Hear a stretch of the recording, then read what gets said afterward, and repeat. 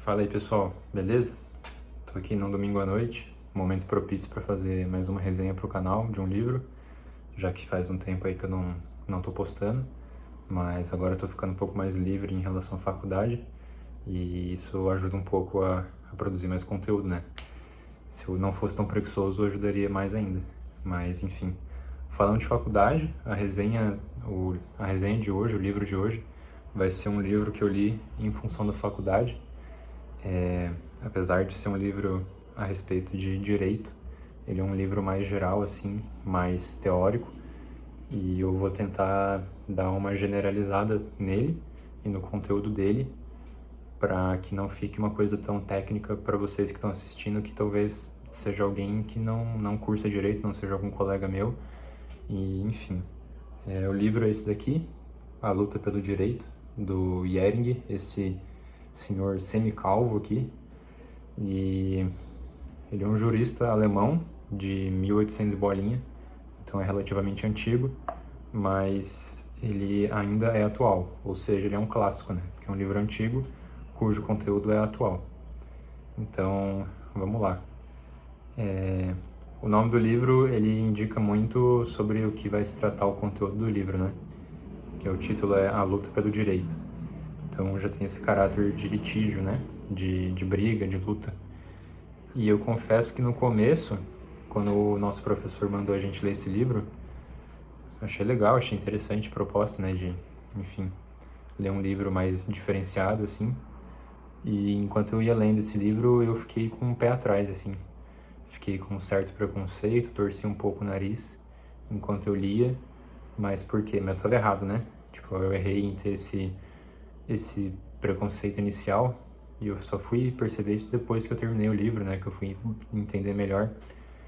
E por que eu tive esse preconceito? Porque conforme eu ia lendo o livro, eu ia percebendo esse caráter litigioso do Jhering, de lutar efetivamente pelos direitos, de um jeito que eu não estava acostumado a ver esse tipo de opinião. E isso acabou me lembrando uma coisa que eu não simpatizo muito, que seriam as políticas identitárias, daquela questão de militância e, enfim, e eu não simpatizo muito porque é uma questão muito subjetiva que eu pessoalmente tenho muitas ressalvas a fazer em relação a essas políticas identitárias que clamam por muitos direitos, e geralmente isso é um terreno muito espinhoso, né? Mas no caso do Jhering, apesar de ser alguém que milita pró litigância, pró litígio por direitos, a fundamentação dele é completamente diferente das políticas identitárias contemporâneas que a gente vê hoje em dia, né? Justamente contemporâneas. E por quê? Agora eu vou explicar, né?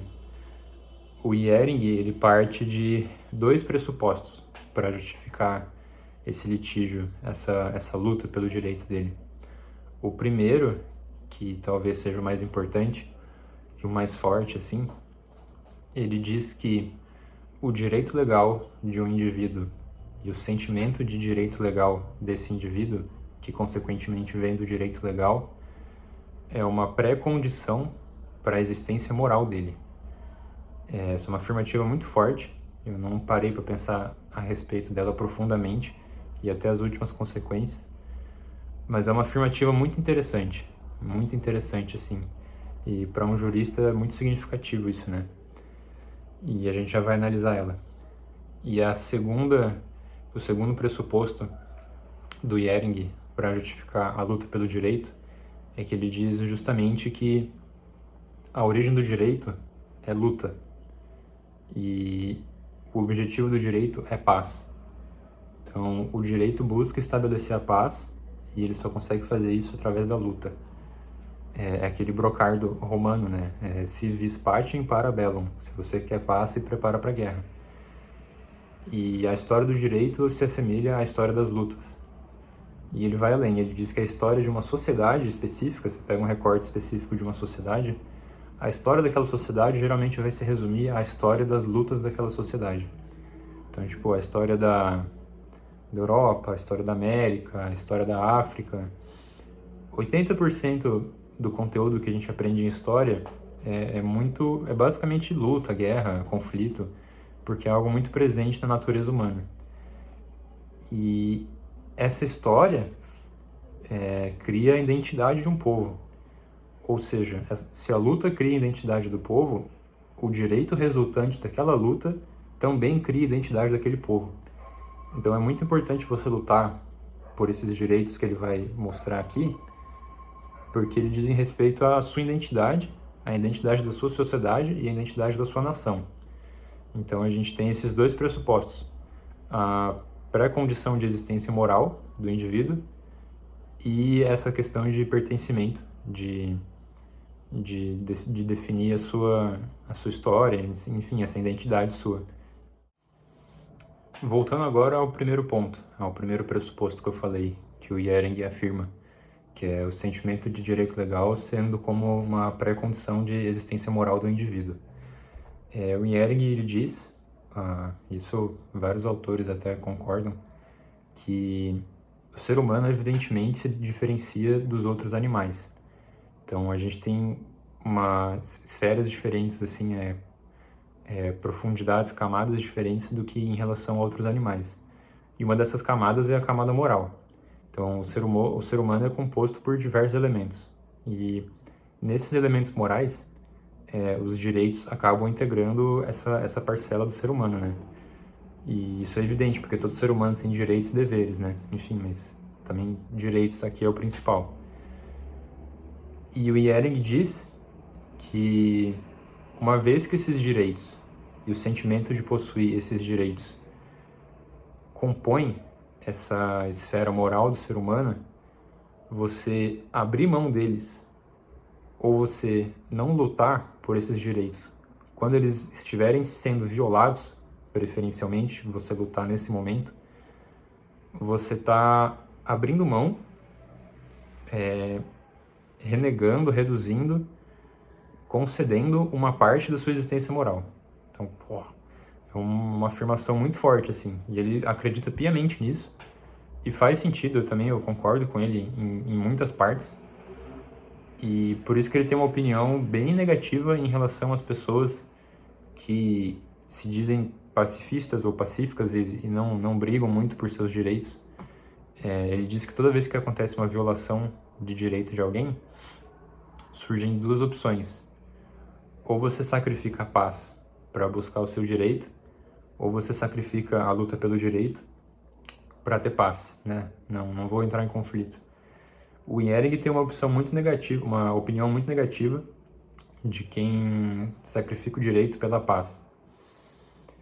Porque na visão dele, você está abrindo mão da sua parcela moral como indivíduo, como ser humano. E você tem o dever de lutar por isso. Só que ele faz um adendo.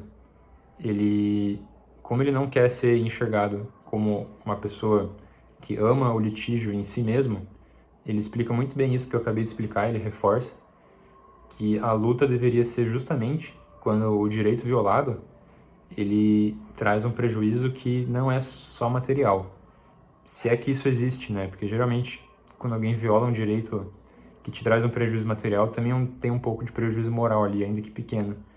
Mas, preferencialmente, quando a violação do seu direito também implica em uma violação moral. Tipo, aí sim que você precisa lutar pelos seus direitos. Porque se você sacrificar o litígio, você está sacrificando a sua existência moral. Não a sua existência por completo, mas é como se um pedaço ali do seu ser estivesse sendo talhado, assim, toda vez que você deixa alguém se intrometer, sabe? Isso não precisa não precisa ser uma violação muito grande, assim. Nas violações muito grandes, fica evidente a necessidade de você lutar por esse direito. Mas são nas pequenas violações, assim, que a gente precisa se impor, que é importante se impor também, porque senão é aquele ditado, né? Tipo, vai comendo pelas beiradas e chega no meio, aí já acabou tudo. O Jering, ele também extrapola isso, ele dá exemplos a nível individual de indivíduos que abrem mão dos seus direitos em nome da paz, e ele extrapola isso a nível de sociedade, e ele usa o imperativo categórico do filósofo Kant. Para quem não sabe, imperativo categórico são frases, não são frases, mas conjuntos de regras assim gerais sobre moralidade. São 3 imperativos categóricos. E um deles, que é o que o Ehring usa, ainda que indiretamente, sem citar o Kant, é o seguinte: pensa que as suas ações, se forem levadas até as últimas consequências, por uma universalidade de pessoas, quais seriam as consequências dessas ações? Se as suas ações feitas só por você não trouxerem prejuízo para ninguém, mas se essa mesma ação for feita por vários indivíduos, se isso trouxer muito prejuízo, então essa ação que você tomou, ela também é ruim. Ainda que se só você tome essa ação, ela aparentemente não traga prejuízo. É isso que o Ehring está dizendo. Se só uma pessoa abre mão dos seus direitos em nome da paz, e isso aparentemente não traz nenhum mal, mas, ao mesmo tempo, se várias pessoas fizerem isso, isso vai trazer um mal muito grande. Então, o que isso quer dizer? Que um indivíduo só não deveria sacrificar seus direitos em nome da paz. Porque se todo mundo pensar assim, não, vou sacrificar meus direitos, não vale a pena lutar. Todo mundo começa a pensar assim, em um nível social, acaba virando baderna, sabe? As pessoas as pessoas se deixam serem violadas e quem pretende violar o direito das outras não encontra resistência. E isso acaba virando uma prática que fica enraizada no pensamento daquela sociedade. E isso, evidentemente, é algo negativo. Dito isso, o Ehring já dá uma lição a nível individual e filosófico da existência moral do indivíduo e do seu sentimento de direito legal e os seus direitos legais. E ele diz, né, que eu acabei de falar, para você não abrir mão deles e para que esse tipo de atitude não se multiplique também a nível social, porque daí você vai ter uma sociedade em que as pessoas são violadas moralmente, se permitem serem violadas moralmente. Além dessa violação moral, existe a violação da identidade dessa sociedade, que foi construída através de luta e conquista de direitos. E aí ele extrapola isso em um nível acima ainda, além do social. Ele começa a extrapolar isso para meios que governos tirânicos tentam controlar uma determinada sociedade através justamente dessa ausência de resistência à violação dos direitos legais e do sentimento de direito legal de uma sociedade. A gente estava falando, né, das pessoas que sacrificam a luta pelo seu direito em nome da paz e, enfim, qualquer poder tirânico, poder despótico, algum grupo político, qualquer tipo de grupo que tente tomar o poder, eles vão usar essa ferramenta para tentar controlar a sociedade ou tentar controlar o cenário político ali, e será através dessa ausência de resistência. E como o Ehring descreve isso, né? Como é que funciona essa dinâmica? Eles vão primeiro criar, ou no caso, diminuir garantias de direito civil, que seria o direito privado. Então, quem tem intenções tirânicas e despóticas vai fazer de tudo para reduzir as garantias de propriedade, de contratos, dificultar ao máximo transações econômicas, enfraquecer a moeda e a questão de autodefesa da própria pessoa e da propriedade. Por que justamente esses pontos? Porque são pontos que diminuem a resistência de um indivíduo e uma sociedade contra violações de direito e sentimento de direito. Se isso for acontecendo, os indivíduos e a sociedade não terão meios eficazes de resistirem a violações morais dos seus direitos. E depois que isso acontece, esse poder tirânico ele consegue fazer mais livremente alterações no direito público, que é o direito que diz justamente a respeito do funcionamento dos poderes de um Estado. E isso aí é cada vez mais problemático, né? Porque ele vai conseguir se instalar naquele poder sem a resistência do direito privado e manipulando o direito público para poder agir da forma que ele quiser. Então, essa é a última extrapolação, assim, do Ehring em relação ao quanto a gente deveria lutar por nossos direitos e sentimentos de direitos morais, né? Qual que é a importância, a real importância disso, né? Que não é mero capricho, não é teimosia, não é luxo, não é amor ao litígio, tem coisas muito mais profundas envolvidas nisso. A mensagem principal do livro eu já consegui passar para a maioria do meu público aqui, que eu acredito que são pessoas que não são do mundo jurídico. Acho que já é uma lição bem importante, assim, bem profunda, com bastante significado. Dá para pensar bastante a respeito do que eu acabei de falar. E só falta agora só uma partezinha, a partezinha final do livro, que daí eu acho que já vai ser mais interessante para quem é do mundo jurídico, né? Quem trabalha nessa área, quem pretende atuar nessa área, porque daí já envolve conceitos mais técnicos, né?